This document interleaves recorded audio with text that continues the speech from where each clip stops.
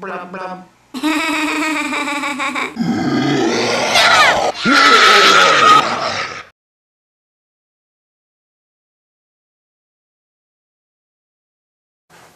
Knowledge is power.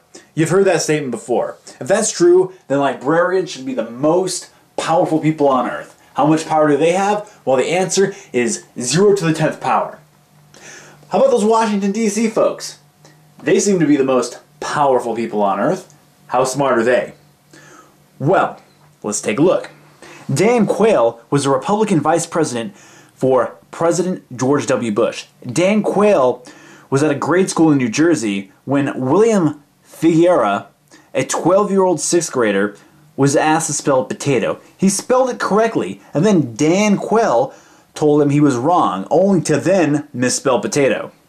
Dan Quayle was in Chicago at a fundraiser when he said the following: "It is wonderful to be here in the state of Chicago."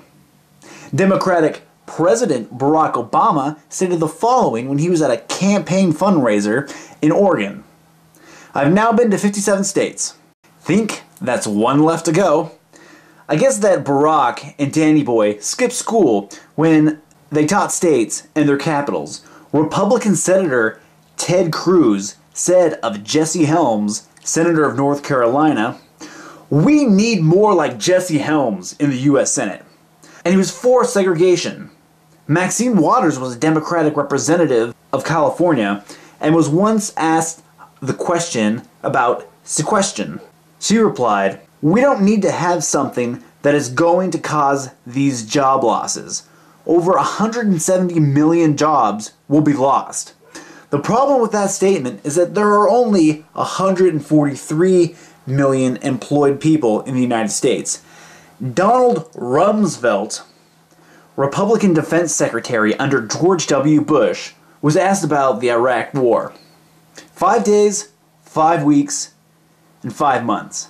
But it certainly isn't going to be any longer than that. For the record, the Iraq War has lasted over 10 years. Sheila Jackson Lee, Democrat from Houston, Texas, compared the Tea Party to the KKK. During a tour of the Jet Propulsion Laboratory, she inquired about whether the Mars Pathfinder had taken a picture of the flag that Neil Armstrong planted on Mars in 1969. Mars and the Moon, they're so close together, it's easy to make that mistake. As in, Alaska and Alabama are hard to tell apart. After all, they both start with the same letter A. Tom Ridge, Republican governor of Pennsylvania, became the first Secretary of Homeland Security. When he was asked what to do if America is attacked with chemical weapons, he made the suggestion that one could place plastic sheets all around their house and duct tape it into place. So with no air in the house, one would suffocate and die. We should all be happy Tom has a plan. Democratic Vice President Joe Biden was at a campaign rally where he asked Missouri State Senator Chuck Graham to stand up and take a bow.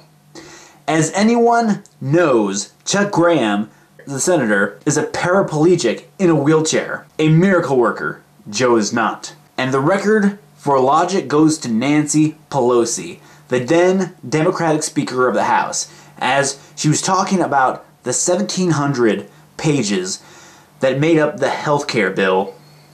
She was recorded as saying, "We have to pass the bill so that we can find out what is in it." Let's not forget what Milton Berle once said: "You can lead a man to Congress, but you can't make him think." The best quote of them all came from Groucho Marx. He said, "Politics is the art of looking for trouble, finding it everywhere, diagnosing it incorrectly, and then applying the wrong remedies." Now I can give you 1,000 more examples, but I won't.